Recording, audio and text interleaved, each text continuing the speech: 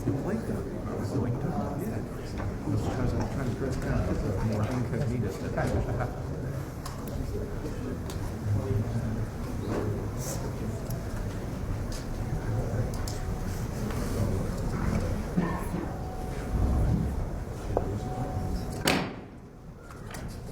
Good morning. We interrupt this program for a Senate Commerce Committee hearing on media ownership in the digital age. For over a century, broadcast media stood at the epicenter of American historical and cultural life. It brought the nation classics like I Love Lucy and shaped the music landscape with Elvis or the Beatles on The Ed Sullivan Show.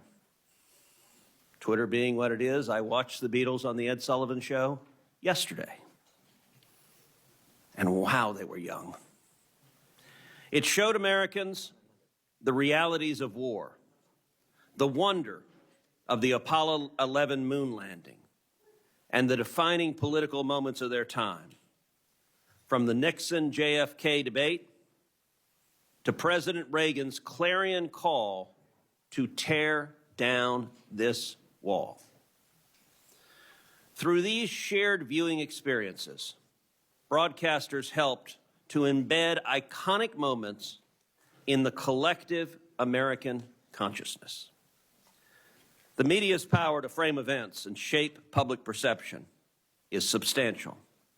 So it is understandable why Congress placed limits on broadcast media ownership, intended to prevent a monopoly on programming and viewpoints. Indeed, for much of the last century, holding a broadcast license was often called a license to print money. With limited competition, station owners commanded massive audiences and steady profits. But that era has passed. Cable and satellite ushered in 24/7 news, while the internet and mobile technologies unleashed a wave of streaming services, news and entertainment sites, and social media, flooding American screens with endless content and fragmenting what were previously universal audiences. Today, broadcasters are fighting to stay competitive against media and tech companies with national and often global reach. This raises an important question. Are long-standing broadcast media ownership rules still relevant in the digital age? And if so, to what extent? In recent years, some of these rules have been rolled back or eliminated. Whether more reform is needed or if today's status quo remains sound policy is what we will explore today. In the Telecommunications Act of 1996, Congress anticipated the rise of today's competitive market by directing the FCC to periodically review its broadcast ownership rules with an eye towards deregulation. That's what statute says right now. Every 4 years, the FCC was to decide whether to repeal or modify any regulation that no longer served the public interest. One rule, however, was deliberately set out: the national TV audience reach cap. In 2004, Congress specifically directed the FCC to set this cap at 39% of U.S. television households, and it has remained at the same level for 22 years. Now, as several major mergers loom, the FCC is considering lifting or eliminating this cap. Some argue that lifting the cap will allow broadcasters to scale, to invest more in local news outlets across the country, and to better compete with deep-pocketed tech companies. Others say lifting the cap will consolidate viewpoints and hand control over to newsrooms in New York and Hollywood, choking out local views. But more fundamental than the optimal policy is the law. It may be the case that the FCC cannot modify the 39% cap because Congress set that number in statute. I look forward to hearing these perspectives and more today.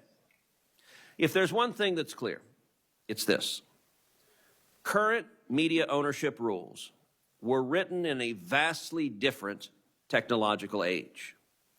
The days when broadcasters built a uniform global village across America's living rooms is over. As media has splintered into thousands of websites, TikTok accounts, podcasts, and other form of content, each catering to its own niche audience. Yet even in this fragmented landscape, the media's ability to shape national discourse remains incredibly powerful, making questions about market concentration as important as ever.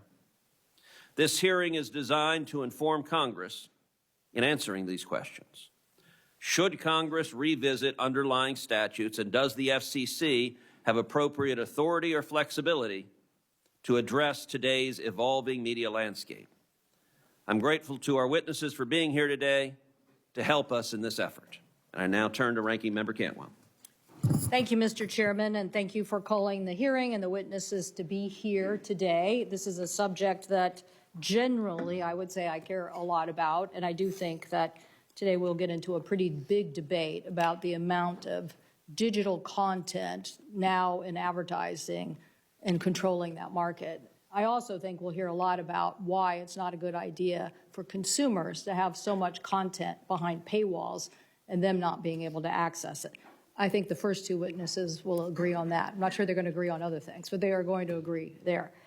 This past Sunday, more than 100 million Americans watched the Super Bowl. Obviously, I'm very happy about my state of Washington and the Seattle Seahawks bringing home a second Lombardi trophy. Right now, millions. On the over-under on whether you'd make it a minute before saying that, I had the under. Congratulations. Thank you. And you did it with the former Vikings quarterback to add to our pain, our pain. I want to say there was a lot of people helping the Seahawks. A lot of Texans, a lot of great job by your former quarterback. Yes. But right now, millions are also turning to the Olympics and watching that. And this brings communities together. This brings fans together. It brings our country together. But, Mr. Chairman, as the media landscapes become more fragmented every year, those shared experiences are becoming rarer. And as I said earlier, my concern about how much is being eaten up by tech companies in the broadcast model and how much is being put behind a paywall is very concerning. That is why several years ago, as ranking member of the committee, we put out a local journalism report, basically America's most trusted news source. And that is why my focus is what are we going to do to help keep that.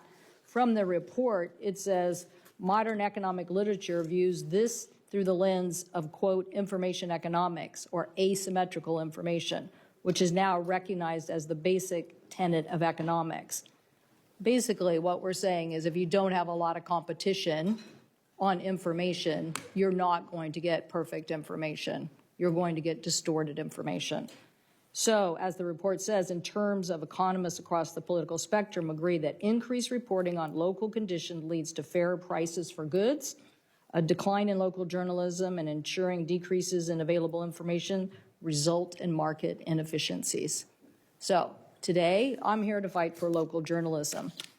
If the Nexstar Tegna deal goes through, a single company will control 265 stations capable of reaching 80% of all the television households, more than double the current cap.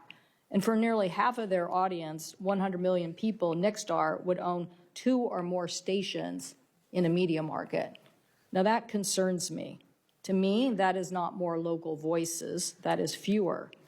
So I want to see how we are going to deal with this kind of situation. We've invited Mr. Waldman, who in his testimony says that roughly 40 local journalists for every 100,000 Americans. Today, that number is 8. That was in 2002. That number is now down to 8.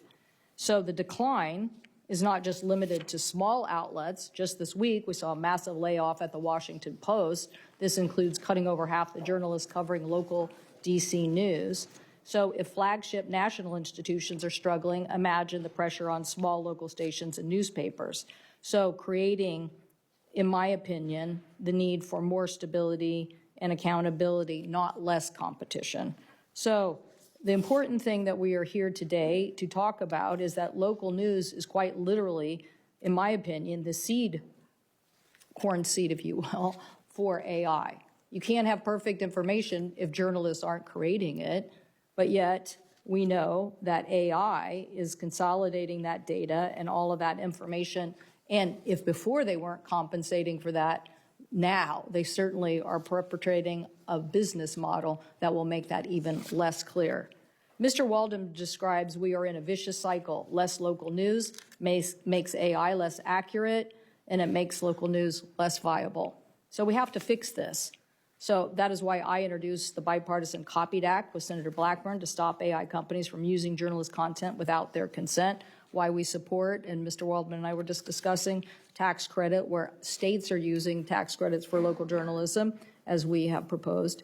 And AI companies should want a format where you are creating content and that content is accurate and competitive in a nature that makes U.S. stack AI information more accurate than other countries.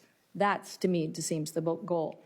So changes to the cap do not address the real structural problem, and they risk reducing the diversity of local voices without solving the underlying problems of economics. So I look forward to hearing from our witnesses about the solutions that will help us grow local journalism for the future.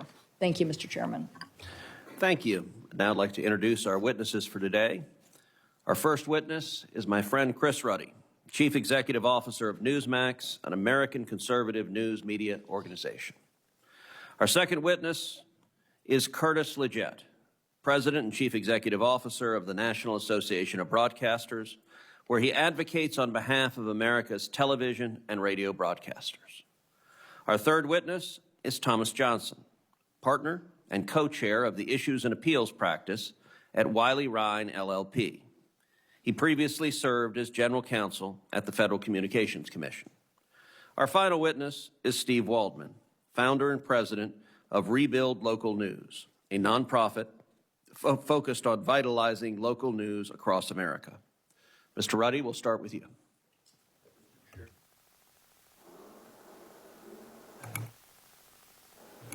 Mr. Chairman, Ranking Member Cantwell, and the members of the committee, my name is Chris Ruddy. I'm the CEO of Newsmax Media. Thank you for inviting me to testify about the important issue of broadcast media ownership. Newsmax reaches more than 50 million Americans regularly. We're a significant player in cable TV with the nation's fourth highest rated cable news channel. Forbes has described us as a news powerhouse. Our success is remarkable because the regulatory framework of the FCC favors media conglomerates and effectively blocks independent voices, both from the right and the left. There are 50 top cable channels in America. Newsmax is the only one operated by an independent media company. Every other channel is owned or created by a conglomerate. Newsmax's success proves the system is broken and that this poses risks to competition, consumers, and even our democracy. We need more independent media. We need more competition, not less. Newsmax does not hold any broadcast licenses, but we are directly affected by TV consolidation. Large station groups hold enormous leverage over pay TV operators through retransmission fees, better known as retrans fees. These station groups can dictate prices and even determine what networks cable operators must carry. Nexstar provides a clear example. It owns about 200 stations today, many ABC, CBS, and NBC affiliated ones. If cable operators want to carry those stations, they have to pay Nexstar very high retrans fees. If they refuse, Nexstar can pull the plug, go dark, leaving viewers without the programming. Nexstar also insists that operators carry its cable channel, News Nation. Last year, Newsmax delivered 5 times the rating of News Nation, yet operators were forced not only to carry News Nation, but to pay license fees higher than that paid to Newsmax. Clearly, Nexstar's market leverage, you talked, Senator Cantwell, about the 80% reach they have, suppresses competition, and harms consumers. The national television ownership cap was meant to protect against such abuses. In '96, Congress established this cap into law, and later the cap was moved up to 39%. Only Congress may change the cap. Nevertheless, the FCC subverted the law by using the so-called UHF discount. Today, UHF stations reach 100% of households, and no discount should be applied. Yet Nexstar used the discount to acquire Tribune and expand its national reach to 70% of U.S. households a few years ago, way above the 39% cap. They're not satisfied with that, and now they want 80% reach. And the industry, broadcast industry, wants to replicate Nexstar's model in the pursuit of power and money to the detriment of the public interest. President Reagan first adopted the cap because it was dangerous to allow big networks to own stations in every market across the country. At that time, he set it at 25%. But since then, a bipartisan consensus developed that the public is best served by limiting TV ownership and preserving competition. This is why so many from both the left and the right oppose lifting the cap. CPAC, the National Religious Broadcasters, OAN, ZOA, and others have urged the FCC and Congress to keep the cap at 39%. Local TV is critical in providing community news. With the collapse of newspapers, television stands alone as the primary source of local reporting. Big tech does hardly any local news reporting. The TVB, Pew, and Knight studies all found that local broadcast news is the #1 source for Americans seeking local news. Raising the cap means that 2 or 3 corporations will eventually own most stations in the nation and control almost all local news. This is why consolidation and the Nexstar deal is so dangerous. Consolidation is also about big money. Today, a broadcast license, as the senator said, is a license to mint money. It's still true. Owning more licenses means more leverage over cable operators, more retrans fees, and bigger profits. We know that station groups cut costs by consolidating newsrooms, and reduced competition at the local level allows them to raise advertising rates. Retrans fees are significant, and they account for more than 50% of broadcast revenues. Since 2010, retrans fees have risen more than 2,000%. 2,000%. If milk prices had risen at the same rate, a half a gallon of milk today would cost almost $40. Consolidation has been unbelievably profitable for Nexstar. Its EBITDA grew from $300 million in 2015 to close to $2 billion in 2024, almost a 500% increase. Sinclair, Scripps, and Tegna show similarly strong profits. It is undeniable the FCC has already given Nexstar an excessive concentration of broadcast licenses. Now they want even more? The Nexstar deal works for Wall Street, but it doesn't work for Main Street. We see this as consumers pay for consolidation as their cable bills skyrocket. The affordability crisis, this is a contributor. National and local consolidation is not good. Just look at radio consolidation, which the FCC and Congress passed supported in the past. Today, 3 companies control all major radio licenses. They've gutted local program, and they're all in financial trouble. I am told the FCC is racing to approve the Nexstar deal and will attempt to bypass the public process with a stealth approval at the bureau level. I urge Congress to insist that consolidation decisions of this importance be voted on by the full commission, not by bureaucrats in secret. The TV industry is too important to be handed over to a small number of conglomerates. Congress set the cap, only Congress should change it after careful review. Newsmax stands ready to participate in that process. Thank you. Thank you. Mr. LeGeyt. Good morning, Chairman Cruz, Ranking Member Cantwell, and members of the committee. My name is Curtis LeGeyt, and I'm proud to testify on behalf of the NAB and our nearly 1,300 free, local, over-the-air television stations that serve your communities every day. When the FCC first imposed national and local television ownership limits, Franklin Roosevelt was president. Now, 9 decades later, those same rules still prevent broadcasters and broadcasters alone from owning more than 2 stations in any local market and from reaching more than 39% of American television households. These outdated regulations distort today's video and advertising marketplace. They advantage giant tech platforms, global streaming services, pay TV providers, and national cable programmers while placing local broadcasters at a severe disadvantage. In a digital media marketplace dominated by Google, YouTube, Netflix, Amazon, Apple, Meta, and TikTok, ownership restrictions that apply only to broadcasters are no longer rational or sustainable. They prevent broadcasters from achieving the scale necessary to compete for audience, programming, advertising revenues, and investment capital. As a result, your local stations remain hobbled by rules designed for the analog era, rules that directly undermine broadcasters' ability to provide our essential public service that remains free and universally accessible to all viewers. During recent crippling winter storms across vast swaths of the country and during devastating floods in both Texas and Washington state, it was local broadcasters, not global streamers or national pay TV channels, that remained on the ground and on the air in those communities, providing life-saving information to their viewers. And beyond times of emergency, broadcasters are delivering the fact-based, most trusted journalism that keeps your constituents and communities informed and connected. Unfortunately, this local journalism is facing growing financial pressure. Fewer than half of television stations now report that their local news operations are profitable. Facing ever-rising news production costs and declining ad revenues, some broadcasters are simply unable to continue maintaining their own separate news operations. Without modernizing these ownership rules, local television news, the last bastion of truly local journalism in many communities, will suffer the same fate as thousands of local newspapers. Some argue that allowing broadcasters to achieve greater scale would reduce local news. The data shows just the opposite.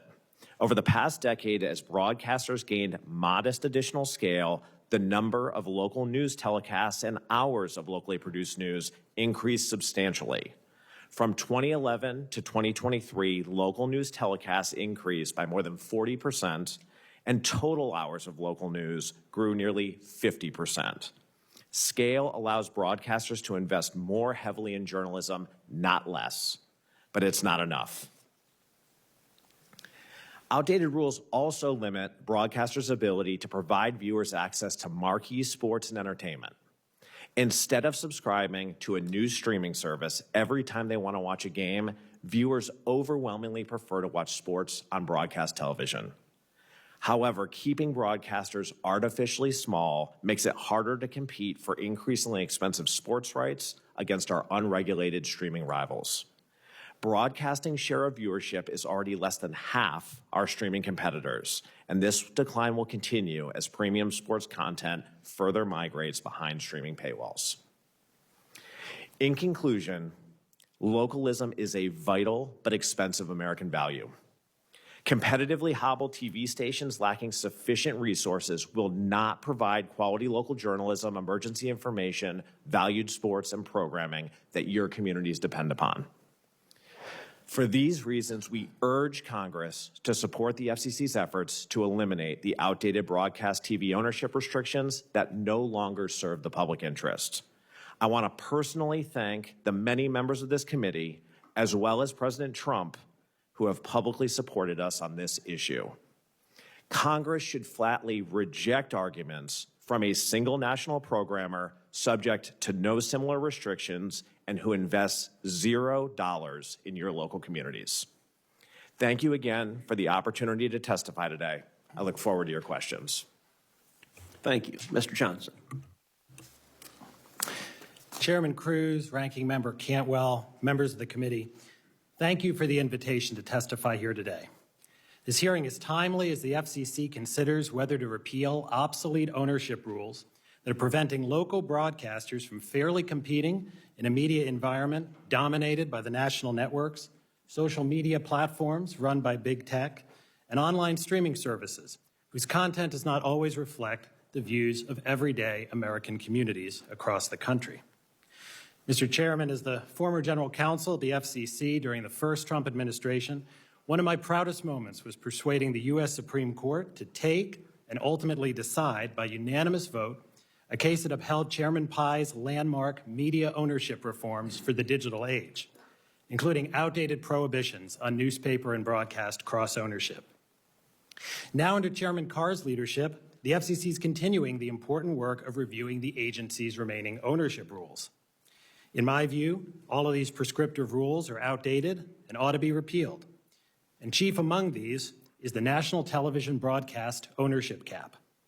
As general counsel, I defended the agency's bipartisan consensus that the agency has legal authority to eliminate that rule, and I continue to believe so today. The reason, Mr. Chairman, is simple. As Justices Thomas and Scalia have said repeatedly, when interpreting a statute, we must start with the text, and the relevant text here is straightforward. As I explained in more detail in a letter I submitted to the FCC and the National Cap Record, on 2 occasions in 1996 and 2004, Congress chose the language, modify its rules, to instruct the Commission to make a one-time change to its long-standing national ownership cap rule.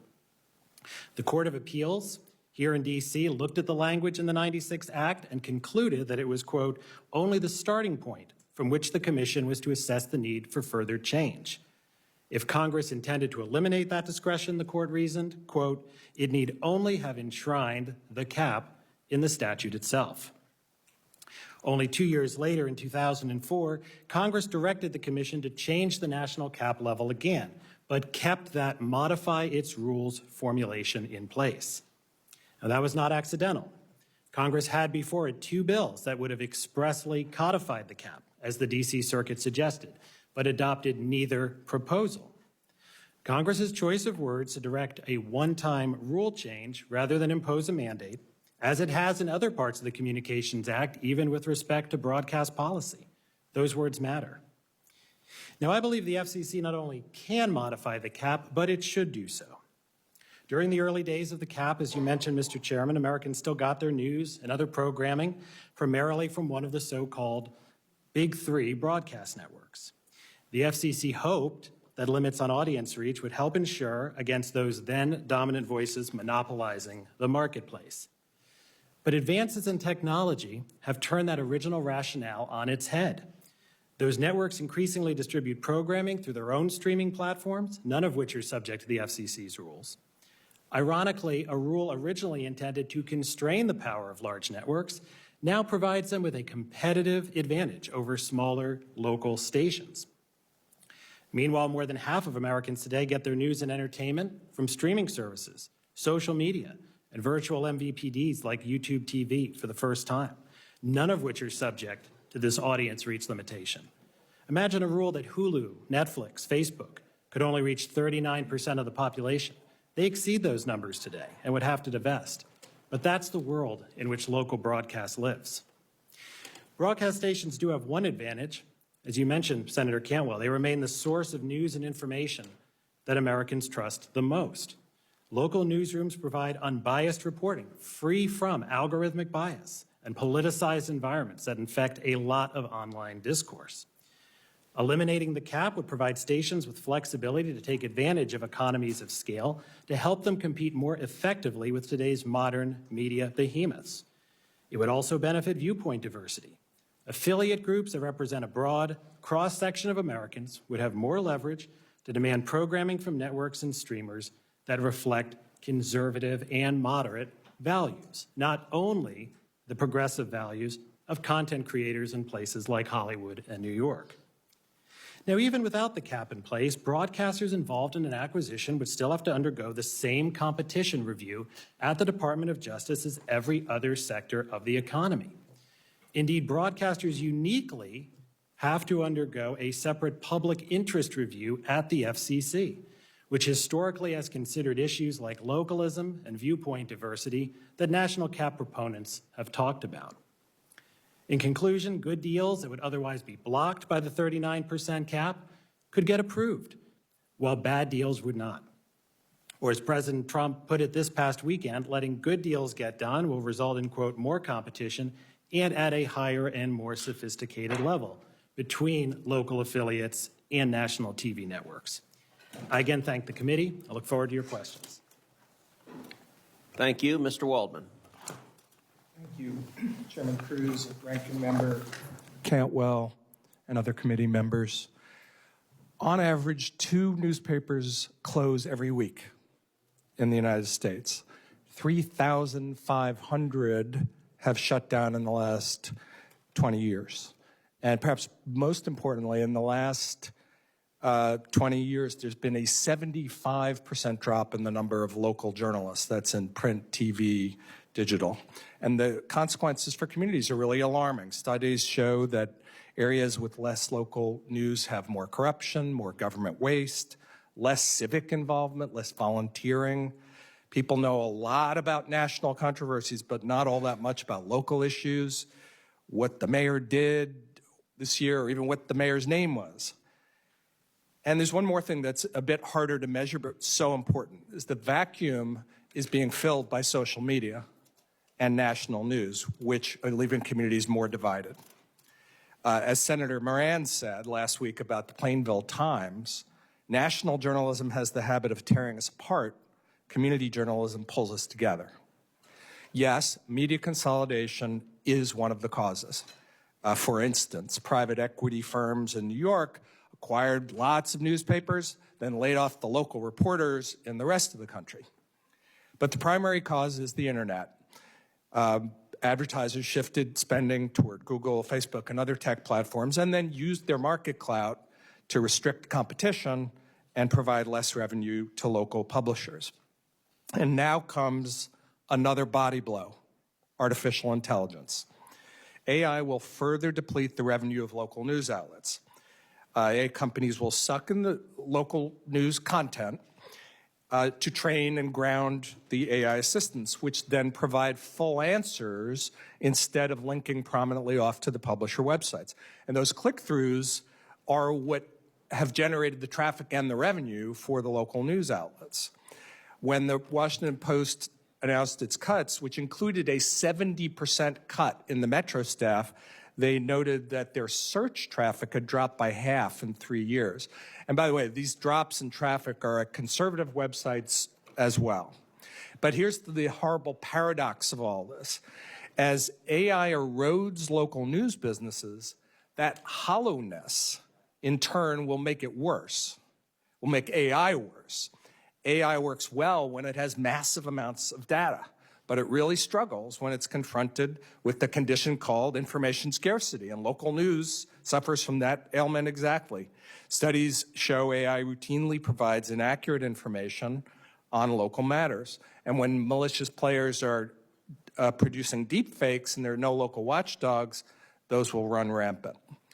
And to be clear, AI does offer tremendous opportunities to local newsrooms. It really does. I mean, these nearly magical tools can help local news outlets do more coverage with less money. But the tech industry has to go farther than that and help reverse the financial crisis, the revenue crisis that it helped to create.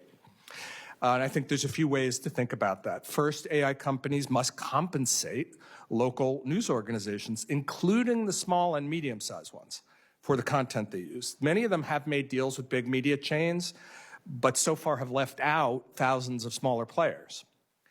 Second, we have the big controversies and energy over the construction of AI data centers.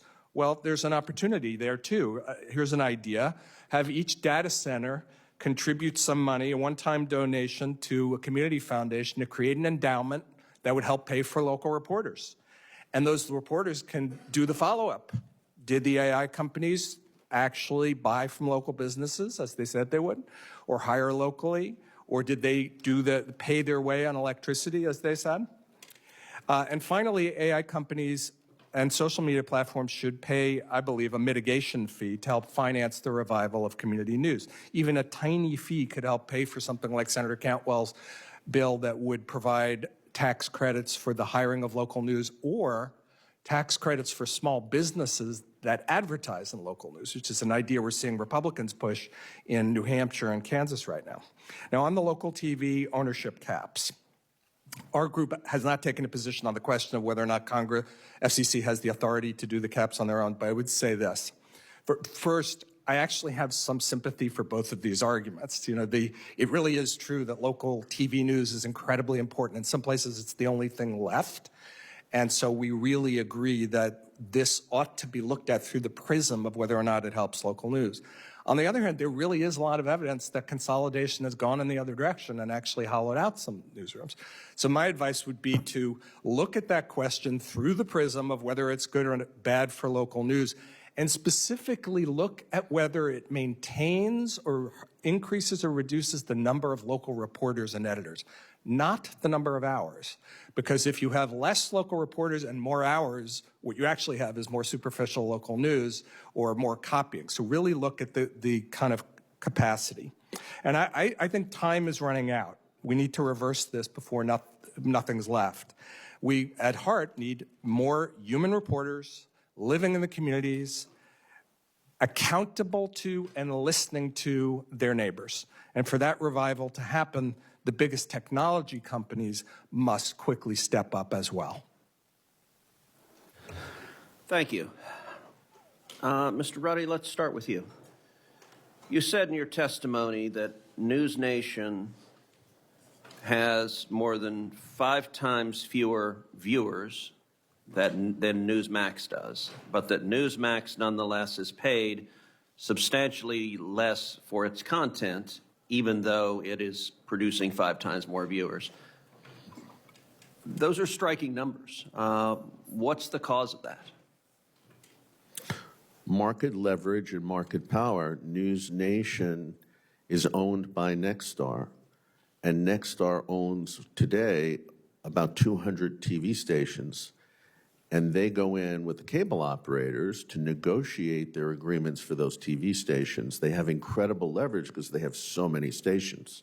So imagine if they're negotiating with Spectrum, Charter, goes by the name of Spectrum, and they have 50 stations in the various markets, and they want a certain retrans fee. So when they're in negotiations, they say to Spectrum, you better pay us the rate, otherwise we're going to take the stations off your cable system. And that could be devastating for a company like Spectrum. And then they also say, we have a cable channel, and we want you to pay us a certain amount, and if you don't pay us, we can go dark on our broadcast stations. Nexstar is not the only company that does this. ABC Disney has ESPN and a whole number of channels.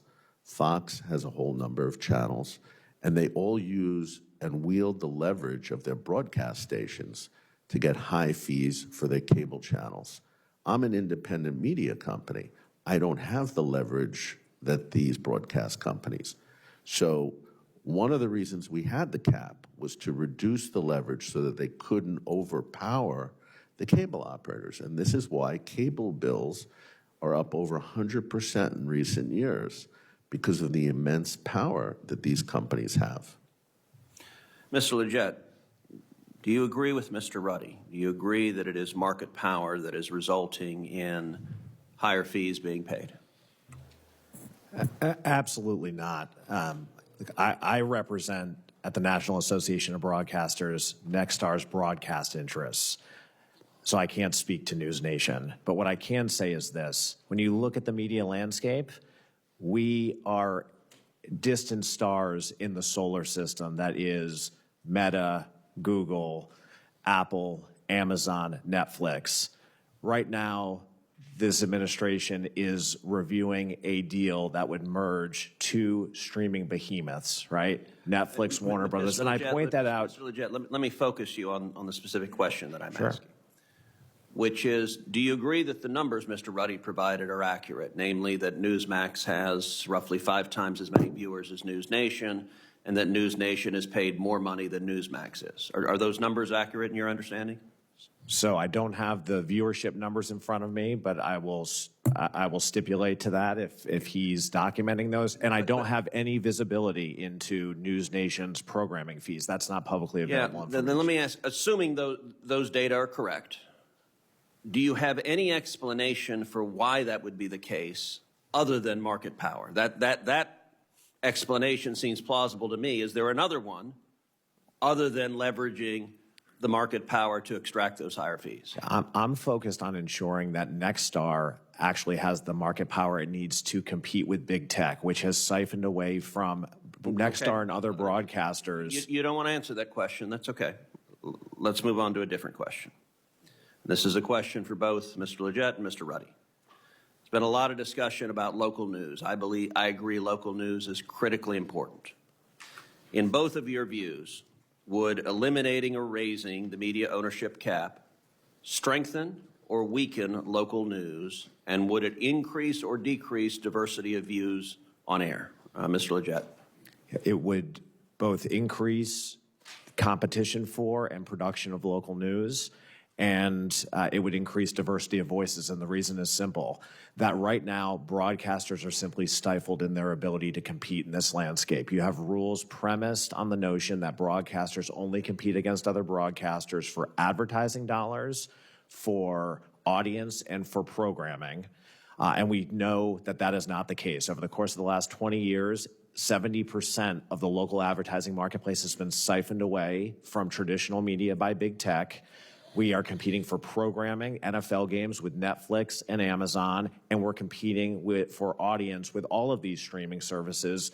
According to Nielsen in December, streaming viewership was nearly half of all television viewership. Broadcast, just 20%. So we're competing against behemoths. The only way to invest in local news is to reverse this trend, gain some scale, and bring that revenue back to local broadcasting, and that is going to benefit local communities. Mr. Ruddy, same question. Well, I almost feel like I'm in a different universe than my respected guest or member here. But let's go through that. TV is doing well. Nobody's denying. They made almost $2 billion in 2024. They're projecting even bigger profits once this merger goes through. So what is the aid that they need to do to upend the congressional law? Why are they going and running around using the bureaucracy rather than going to Congress? Because they know they have no support in Congress, and the public opinion polls show they have no support. He said two things. One is, Nexstar, we know when they did the Tribune merger, ended up with 15, I think they're currently about 15 duopolies. In every case, they combined the two stations' newsrooms into one. That's the only way they make money. In their projections on the merger, they're saying because of the consolidation, they're going to have $300 million in savings, and almost half of it, $135 million, comes from local programming consolidation. The only local programming local TV stations do is local news. That's pretty much the whole thing. So that's where this is all going. They can make fortunes, and it's local news that suffers. And all right, final question. In 2023, I criticized then FCC Chairwoman Jessica Rosenworcel for delegating to the Media Bureau and to an administrative law judge a decision on the Standard General acquisition of Tegna. At the time, I wrote with my House counterpart, Congresswoman Kathy McMorris Rogers, quote, first, to keep the commission accountable to Congress and the public, a full commission vote is required for certain matters, particularly those involving significant legal or policy consequences. Designating a multi-billion-dollar transaction such as the Standard General Tegna transaction for an ALJ hearing is precisely the type of serious decision for which commissioners must take responsibility. This is a question for all four of you. Do you believe the FCC should have a commission-level vote on the Nexstar-Tegna merger? Mr. Ruddy. Well, especially because they're subverting what Congress said, and it was a congressional issue. You know, Mr.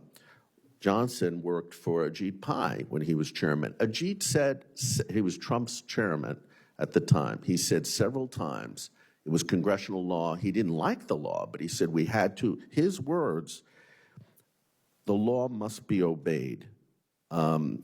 Chairwoman Rosenworcel, under the recent administration, nixed a Nexstar deal, saying that it violated the congressional law of the 39% cap. Brendan Carr was the ranking Republican at the time, and he offered a concurring opinion that did not dispute that. Okay, Mr. LeGeyt. The NAB doesn't advocate on any specific transaction, but we certainly support the full commission voting to raise the national ownership cap. Mr. Johnson. Under the Communications Act, Senator, the commission has discretion to decide whether, with very limited exceptions, whether to decide something at the Bureau or commission level. Even when something is decided at the Bureau level, there are mechanisms for review before the full commission, as well as ultimately in court. Mr. Waldman. We haven't taken a position on that, but in general, issues of this import should be at the commission level. Thank you. Ranking Member Cantwell. Well, Mr. Chairman, I want to weigh in on that particular point before I start my question. I definitely believe the FCC should have a commission level if they are going to take action. I'm not making a statement as to whether they have that power or not. I'm simply saying if they do, it should be at a commission level. And I think that Chairman Carr has practically prejudiced himself in an information process that's supposed to be independent if he's already made a decision. So I don't like that. I don't like that. But let's start with something maybe we can agree on. Do the witnesses think that right now, I mean, because I look at these viewpoints, I'm kind of, last week I was where Mr. Waldman was. I was like, on this hand, on that hand, and what is it we really want to provide? And so, you know, I'm for elevating this larger context that big tech just has too much power. But I don't know. Do they have too much power in this marketplace? Mr. Ruddy? Well, I think that consolidated big tech is a danger to the public interest. I think there should be more competition in big tech across the board. And there I should just be meant as it relates to now preserving local journalism and how much of the business model. I mean, I think here you have a cord-cutting problem. Mr. LeGeyt basically has a big moneymaker for himself right now, which I'm for. I am for broadcast sports. Not because the Seahawks won. I'm for broadcast sports because I do not want my consuming public to have to pay to see content they can just watch advertising to see. I want it to be cheaper. So I'm for not allowing these people to put so much content behind a paywall and making consumers pay out the nose for it. So, but anyway, so I just, on this point, do we need to do something here so that we have more level playing field? Are they the bigger issue here? No, I think that local news is almost entirely by broadcast TV. Big tech creates almost no original local news. So we need to protect the diversity and competition in that field. Mr. LeGeyt is telling you this is his moneymaker right now. And he's getting eaten alive on this because of what's happening, because of the digital advertising revenue. They haven't made the case, I'm sorry to say, Senator, they have not made the case that big tech has hurt their businesses. Their businesses have grown 500% in the past decade. How do you explain that? That's all during the big tech period. Believe it or not, I'm going to agree with you in a minute. But on this point, I don't, okay? Yeah. And so I think the point is, okay, does anybody else want to comment on this quickly? Because I have another question. Look, big tech has entirely undermined the advertising model for local broadcasting. Okay, Mr. Johnson. I think by eliminating some of these prescriptive rules, senators, what you do is you give the affiliates better bargaining power negotiating at the table. So they can, in their discussion with MVPDs, with big tech, they can say, we want more local control over programming. Yeah, Mr. Waldman. Yes, absolutely. Big tech is a big part of the reason for the undermining of the local news business model for TV and local news, and it's about to happen again with AI. Right. So Mr. LeGeyt's key point, though, is that and look, I've helped the broadcasters on good faith protections for broadcasters. I've actually sided with the broadcasters, on these issues that now, we're hearing complaints about. But again, in this world where the cord cutting and streaming media is leading to this, I'm not sure that I believe that consolidating people so that you could then own 3 TV stations in one media market and then basically decimate that media market without competition is the way to go. And so I have a concern, Mr. Waldman, that is where, to your question, which is you're asking us a question to consider, but I'm asking it back. Why would I want to support? Now, I'm not saying you have to have 3 TV stations in every media market, but I do want diversity. And why would I allow for more consolidation when our biggest problem has been concentration? Why would I go for that? Why would I go for this merger if, in fact, you're going to basically hand over more concentration, less diversity? And if that means somebody's going to do general programming and give me less, and Mr. LeGeyt, you made a good point about the number of eyeballs, a power of growing, because like digital did grow even with broadcasters. But that doesn't mean that we had all the local content or the diversity of voices. So isn't this the crux of the issue, that basically you're going to be able to own more media markets and concentrate, own 3 TV stations and then basically decide how to blow them up and give me general programming from New York, which I don't want. Which we are seeing more of. And, you know, Senator Cruz quoted President Reagan a while ago. I would quote President Reagan on another point, which is trust but verify. Yes, in some cases, mergers might lead to more local news, but the evidence is that in many, many cases, it goes the other way, that it cuts local news. So if you're going to be, if Congress considers loosening these caps at all, it should be contingent on commitments that they maintain or increase the number of local reporters. Okay, interesting. I mean, this is the crux here. We can't be for a merger just to get bigger to fight big tech on their eating up sports revenue, which they're putting behind a paywall that makes consumers pay more. I can't be for that. But I do think that we have to also, point out, Mr. Ruddy, that I really don't want so much concentration of this marketplace by 80% or whatever it is, ownership by these big corporations who then just generalize content out to my news stations. That's not even healthy for any of us in the ecosystem. The National Hispanic Coalition did a poll in December, Democratic pollster, that found over 70% oppose the Nexstar merger and the consolidation. Only about less than 7% supported it. A recent Republican poll, Public Opinion Strategies, found, again, 75% opposition to consolidation, only 7%. So this is a bipartisan. Well, I definitely support more diversity in voices. We have to figure out how we're going to get there. So, but anyway, I appreciate, Mr. Chairman. Thank you. Thank you. Senator Capito. Mr. Chairman, thank all of you all for being here. I'm around the corner here. I've been listening to the debate, very interestingly, obviously diverse opinions. I'm trying to think of my constituents listening to the same debate. I live in a small state, West Virginia, that has Nexstar stations and others. And I'm going back to the storm that we just had 2 weeks ago. What is everybody watching? They're watching their local broadcaster.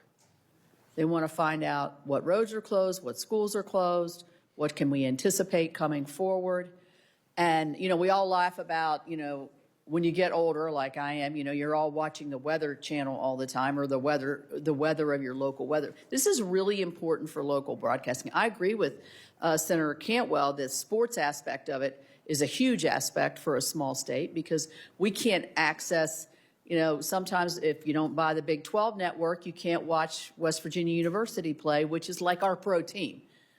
We're not like the chairman that has all kinds of teams in his state.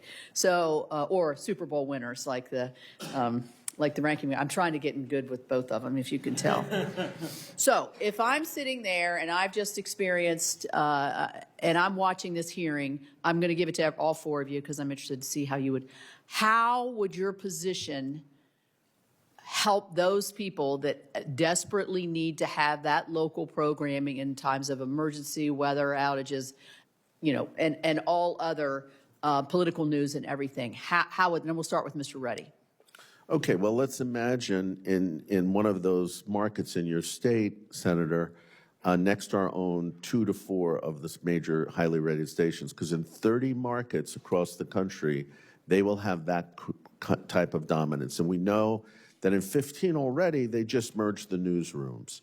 So if you go to the NBC channel, for instance, which they might have as an affiliate, and you see that they're covering the hospital and what's happening at the hospital as a result of the tragedy or the natural disaster, and then you watch the CBS station, which they also own, and they have the same reporter at the hospital, but they don't have the resources because they combine newsrooms. They're not at the school, which some kids were injured, let's say. So they save money, but you have less content, less diversity of news. And that's the danger of both local consolidation and national consolidation. Okay. Let me ask Mr. LeGeyt to answer that. Thank you, Senator. All right. Mr. Ruddy's narrative is a compelling one, but it's a fiction because that is not what is happening in local communities. You know this well. WOWK, which Nexstar owns, is as committed a local station as exists in the country. True. And some of the combinations that we're talking about in local markets, they're the equivalent of one printing press being able to produce two newspapers. What we have shown over the course of the last decade in those markets where consolidation has occurred is that it means more local news and it means more local journalists. Now, certainly scale can mean some efficiencies when it comes to corporate overhead, but we as local broadcasters don't win if we're not producing the best local news in communities across the country. If we just become another nationalized media, we're losing that battle with Apple Plus, with Amazon Prime. That's not where Nexstar or any other local broadcast group is going to win in this media landscape. And the data shows that as we are able to get more revenue, whether it's from advertising or whether it's from retransmission consent, that's being plowed back into local journalism, and it's also ensuring that we can provide expensive sports on broadcast television. All right, Mr. Johnson. Well, thank you for the question, Senator. Having spent a year out in West Virginia working for General Morrissey back in 2017, I think it's very important that West Virginia communities get represented in these debates over media ownership. I think there's two ways in which removing some of these prescriptive ownership rules will help West Virginia communities. First of all, with respect to local news stories, as you say, the economies of scale that you introduce when you have larger station groups, that allows local affiliates to be more nimble. If there's a natural disaster, a pressing local news issue, they can often redirect resources to make sure that there's 24/7 coverage of whatever it is that's going on in a way that smaller independent stations sometimes cannot.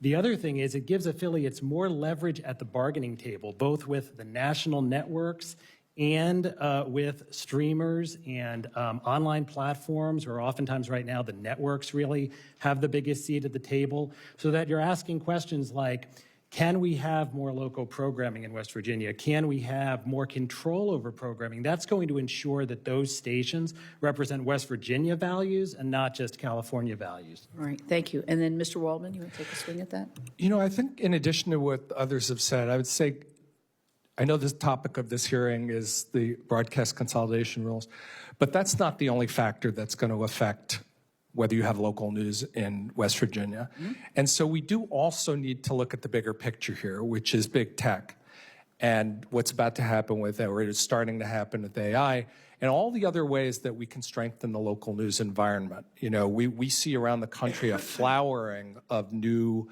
startups and efforts to help with local news, improving their business models, more philanthropy helping. But at the end of the day, I don't think we're going to get to what we need without big tech playing a role and public policy playing a role with creative solutions that will strengthen news in West Virginia and other places. Yeah, I mean, I think that local broadcasting is absolutely essential to retain. When I see what's happened to our state's newspaper, we're down to 5-day, without being too critical of the newspaper, a lot of it's national stories that are 2 days old. And so I don't want to see that happen to our local affiliates. And I want to protect that the best way that I can. So I appreciate the hearing. Thank you, Mr. Chairman. Thank you. Senator Kim.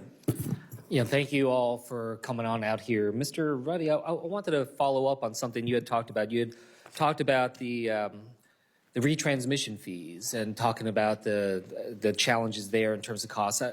I'm trying to think about this in terms of my constituents, in terms of the consumers, and what is raising their costs. I wanted to ask you, when you're talking about the retransmission fees, how much of that do you believe is being pushed on to the consumers in terms of the costs going up? I think ultimately almost all of it goes because they have to pay, the cable operators have to pay that to the TV broadcast groups. And so they need to make a profit, so they're going to have to pass most of those costs over. And we're seeing it in the cable bills, which have gone up enormously. And the reduction of content in cable, there's been a removal of channels. Again, there's so few independent media voices because they'll tell me, the cable operators, we like Newsmax. We don't have any money left for you because we have to pay the retrans fees, or they have to pay companies like News Nation that have very little ratings, high fees because of their market leverage of their broadcast outlets. So it's not good for consumers. So you're saying that media, I'm trying to think through how do we articulate, what is happening to the consumer. So the media consolidation is leading to these retrans fees increasing due to the leverage that these companies now have, and that's being passed on to the consumer. Is that the argument that you're putting together here? But a little bit more than that. What we find is the bigger the station group or network, the more leverage they have, the higher fees. So when Nexstar went above the cap several years ago and went to 70%, it was like a boon to the company. And that's where they went up from $300 million in EBITDA to almost $2 billion. And they're so greedy, they now want to go to 80% because they'll know they have even more market leverage. And now you're seeing other companies, and the broadcasting industry wants everyone to have this opportunity. Ultimately, who gets screwed, frankly, is the consumer, right? We have to pay those bills. And it's market manipulation, market abuses that are causing this. Mr. LeGeyt, I wanted to bring you in on this. I wanted to ask about another thing that Mr. Ruddy said, and then I'll go back to what we just talked about. He was talking about how if this consolidation does go forward, that he believes that there'll be really just 2 or 3 companies that really just dominate the space nationally. I understand what you're saying about the competition with the tech companies, but at least in terms of just what happens if we sort of game out, what happens if we lift up this cap, do you agree that we're going to see sort of 2 to 3 companies kind of dominating nationally?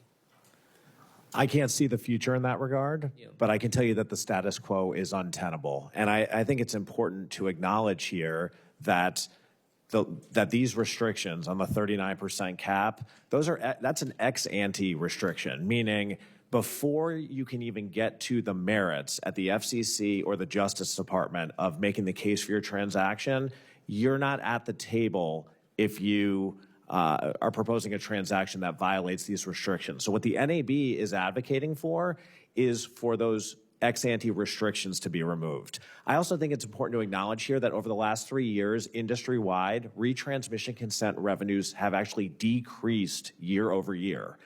Local news is funded by Say that one more time, just so I get it right. Across the broadcast industry, the retransmission consent fees that is being represented, we have this enormous market power to extract, have actually decreased year over year over the last 3 years. And the reason is simple. We're competing with Google, Apple, Netflix, Amazon for audiences. Our audiences have fragmented. Local broadcasters are competing against Google and Facebook for advertising dollars. So this narrative, and Chairman Cruz asked me the question directly earlier, and so I want to state my answer unequivocally. No, Nexstar does not have market power. They are competing against global behemoths for both audience, advertising, for programming rights. No broadcaster has market power in this media landscape. Yeah, no, thank you. Look, I know my time's run about, but Mr. Waldman, I'll just ask you a question for the record if you can get back to me later, but just about what we talked about earlier about, my state of New Jersey, the news deserts that we're continuing to have, the difficulties. I'm really just trying to get a sense of painting the picture of what would happen to my state, to the market that already is struggling to be able to find local news and to be able to have people in New Jersey understand what's going on in our community. So if you don't mind, we can follow up with that later. With that, I'll yield back, Mr. Chair. Thank you. Senator Moran. Chairman, thank you. Thank you and the ranking member for holding this hearing. Mr. LeGeyt, let me start with what you just indicated in your response to the senator. So what we're talking about is the threshold. The actual determination, there's still other factors that come into play that would allow for an acquisition or a merger to occur but it first has to be allowed by this standard, this threshold. That's absolutely correct, Senator. And those items would then protect competition, would be among other things that would be considered. The FCC still maintains the authority to review every transaction and assess whether it is in the public interest on a case-by-case basis. The Justice Department will examine the pro-competitive and anti-competitive impact of any proposed transaction. Nothing that we are advocating for in terms of eliminating these decades-old restrictions will change that authority to review transactions on a case-by-case basis. Mr. Johnson, call on you in your previous capacity. Would you expand on the history of the FCC's actions in updating the national cap? Where does the FCC derive its authority to change the cap, and why elimination of the national cap is necessary for continued health of local broadcasters? Thank you very much, Senator. I appreciate the question.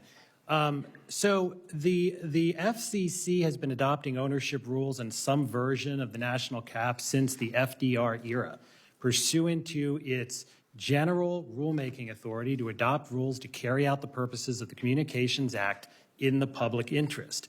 And Congress has never disputed that it has that general authority to adopt ownership caps. In fact, on 2 occasions, by directing the Commission to modify its rules to set a different cap level, Congress essentially ratified, yes, FCC, you have this authority to adopt these kind of rules. And here we think, based on the current marketplace realities, that the rules should be set at a different level. So Congress made that determination in 1996. The D.C. Circuit, as I said, it took a look at the text of that statute, and it said, based on an argument, the FCC came in and said, we don't have to make any adjustments, or we can't make any adjustments to it. The court said, no, in fact, this language retains your discretion to modify the cap to a different rule, to a different amount. 2 years later, only 2 years later in 2004, Congress again changes the statute but keeps that key formulation, modify its rules in place, showing that Congress, in fact, did not intend to take off the table future FCC changes to the rules. In fact, there was a House bill and a Senate bill. Both of them would have expressly enshrined the cap into law, as the D.C. Circuit suggested. There was another statute 4 years before 2004 in which Congress explicitly told the Commission you cannot change the minimum separation distance between broadcast channels unless and until Congress further acts. So Congress knows how to take away FCC discretion when it wants to use that clear language, but it didn't do so here. And so in my view, the FCC retains that discretion. Thank you. Mr. Waldman, tell me what the world looks like with a cap being increased, and tell me what the world looks like if a cap isn't increased. Well, you know, we've heard testimony that said in the past, when you've had consolidation, it's led to more local news. And we've heard testimony saying that in the past, when we've had more consolidation, it's led to less local news. The reality is both things could happen. And so when we're talking about what the FCC's authority is there, it's not just about the cap, it's also about the very definition of localism. We can't keep playing lip service to localism. Let me interrupt you and say that goes back to the point that Mr. LeGeyt was making about there's more to come, regardless of what the cap is. The FCC determines, that makes the determination about whether a merger or an acquisition is in the best interest of... Yes, that's true. And I would just say that I would feel more comfortable if the FCC, in making those determinations, was centering local news, the fate of it, and how many local reporters there are in a community. Because if mergers were really looking at that, I think we'd be pointing in a much better direction. So that is a task that perhaps members of Congress who care about local news can make that case to the FCC, which is really an issue perhaps somewhat separate from the topic of whether or not to increase the cap. Or Congress itself can declare statutorily that the health of local news is part of the core definition of localism that should be at the heart of any merger discussion. Nice to know that there's someone who thinks that Congress can still legislate. Thank you. Senator Rosen. Well, thank you, Ranking Member Cantwell, and I want to thank Chairman Cruz for holding the hearing, all of you for being here, and as one person who loves our local news, I will say this is a really important issue and at the heart of each and every one of our communities, right?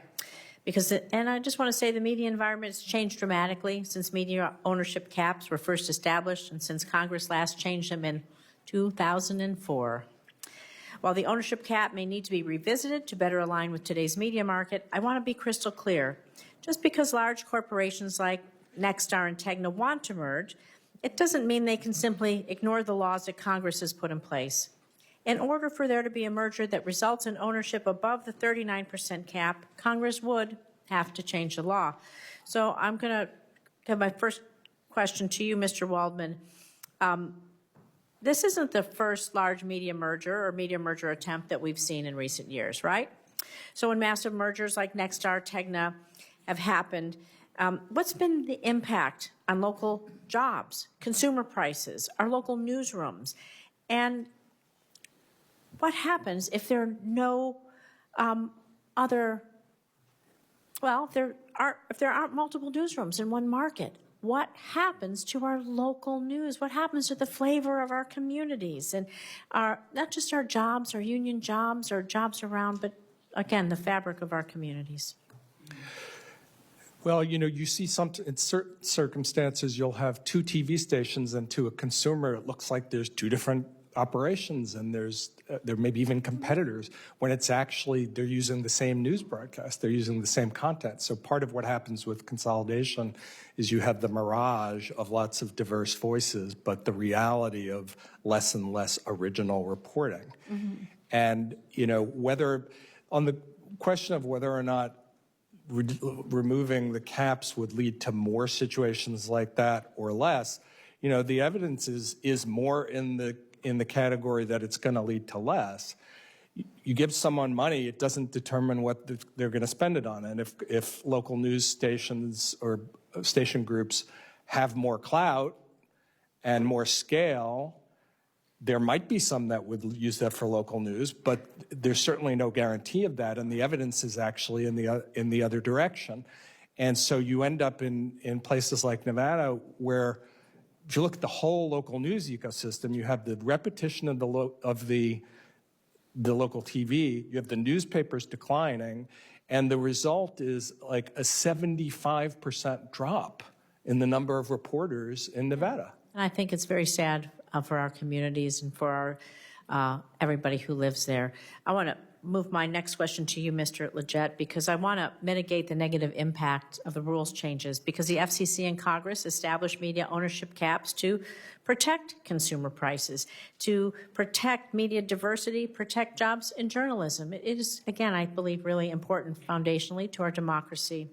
And I recognize that as the media landscape changes, Congress should, of course, reevaluate whether the rules need to be updated. Things are always changing. So my question to you, again, Mr. LeGeyt, is if Congress changes or removes the ownership cap, how can we ensure that we keep media affordable for consumers, protect our local newsrooms, our journalist jobs, give them that independence to focus on stories that matter to the neighborhoods, to the local community, right? And just improve media diversity and those independent voices that really focus on what matters. And if the current rules in place aren't working today, how do we protect the values? What's our alternative? Senator, thank you for the great question. I think first we need to level set with where we are today in local broadcast. if they are measured as a standalone, meaning local stations independently in each market, irrespective of who owns them, more than half of local broadcast newsrooms in this country are currently as a standalone not profitable. And that number is worsening every day. So the only way to ensure that communities across this country, many markets where individual stations would not be viable in terms of their own providing a local news, is to give those owners some scale so that they can take those efficiencies and plow them into local newsrooms. I also think we're being prejudiced here in this debate by what's happened in the newspaper industry, and certainly that is a cautionary tale. But in broadcast, the data shows the exact opposite, where over the last 10 years, where broadcast groups have been able to gain more scale, it has actually resulted in more local news. And as Mr. Waldman alludes to, if you don't want to measure that success by hours of local news, let's look at our newsrooms, the employment in our newsrooms themselves. We're employing more than 27,000 people in broadcast newsrooms. That's more than our print counterparts, our digital news counterparts. Broadcasters truly are the last bastion of local journalism. Those numbers actually increased after the FCC in the first Trump administration took some actions to relax those cross-ownership rules. So those broadcast newsrooms, even following the scale, some of the transactions that were done in the wake of those rule changes 7 years ago, we continued to grow our newsrooms. It's only been over the last 3 years that the numbers have flattened out a little bit. I'm looking forward to more scale that eliminating this cap will allow so that we can continue to grow those newsroom numbers. Thank you. Finding that balance, it's going to be up to all of us. So thank you all for being here. Madam Chair. Senator Young. Thank you, Madam Chair. I thank our witnesses for being here today. There are a number of reasons why I regard this hearing as important. If members of my community don't have access to their local news, it can be an impediment to useful information and the decisions they make, the actions they take. Our sense of community can be undermined if we don't have access to information, or our sense of solidarity with our neighbors. But I actually think what's most at stake is our democracy. If I don't know what's happening in the local planning meeting, if I don't know what's happening in the school board, if I don't know where monies are being invested locally as it relates to road projects, it's hard for me to cast informed votes at the ballot box. It's hard for me to meaningfully engage in democracy at the local level. Mr. Waldman, you've spoken to this issue of localism. Could you just take the predicate I've laid and unpack a bit more, say in the next 30 seconds or so, why this hearing is so important to you and should be important to my constituents? Well, you put it very eloquently. I mean, on some level, there's really concrete harms, literally more government waste and corruption. There's less knowledge about things, but it is also about community and cohesion of community. What we are seeing now as local news has contracted, it's actually led to more polarization. And that's because you don't have the news about the things that bind us together, whether it's the high school sports team or the new theater experience or the inspiring teacher that just passed away that you learned about. These are things where make people, instead of looking at their neighbors as cartoon characters or caricatures, as actual neighbors. And we have this twisted phenomenon. It strikes me as twisted. Others have, I think, come to regard it as just the way things are, where even local news is becoming nationalized. Exactly. Fitting into a national narrative. Completely unhealthy, superficial, I should add, in terms of how we look at some local issues. And it sells short our citizens as we try and provide them the feedstock to be engaged members of the community. They don't have access. We don't have access. I'll personalize it oftentimes to engage in local issues. There was a study that came out just yesterday that pointed to exactly this paradox, which is that people actually feel like it's easy to get information about national news and harder to get news about their own neighborhood. So I thought it was really important to cover that for my constituents and for others because I think we make a mistake if we just regard this as an issue for business people and investors. It is that. It's a very important consideration, but we also need to be able to debate the merits and demerits of ownership decisions and caps within the context of community. Exactly. Mr. LeGeyt, if the status quo as it relates to the ownership cap, something we've discussed at some length here, were to remain the same, what would be the impact to local broadcasters 10 years down the road? And what would that mean to my constituents in the state of Indiana? Thank you, Senator. And just to follow on from your initial remarks, what local stations are doing, what local broadcast stations are doing in your community throughout Indiana is providing that local trusted news, bringing communities together when other forms of media are monetizing division. We are combating mis and disinformation. That's what local broadcasters do best. And we don't have a business if we are not exceptional in the service we're providing in local communities. If you were to look market by market across the country, the #1 station in those markets is the station that is most devoted to those community services. So that is what we are fighting for today, is that trusted local journalism, but it needs scale, right? I alluded to it previously and in my testimony, but today as a standalone, more than half of local broadcast newsrooms in this country are not profitable. We are competing for advertising dollars with Google and Facebook, global behemoths. We're competing for eyeballs with Netflix and Amazon. We need scale in order to better compete. And that scale is going to pay for that localism, that investment in communities that is expensive. No one else in media has boots on the ground when that storm rolls through, both in anticipation, during the storm, and then in the aftermath to help the communities rebuild. And we need scale to compete with these nationwide pay TV providers. Otherwise, we can't fund that journalism, and we certainly can't pay for premier sports like the Super Bowl and keep them on broadcast. I regret I'm already over my time, but I would love to ask all of you questions in this forum. Thank you, Madam Chair. Thank you, Senator Young.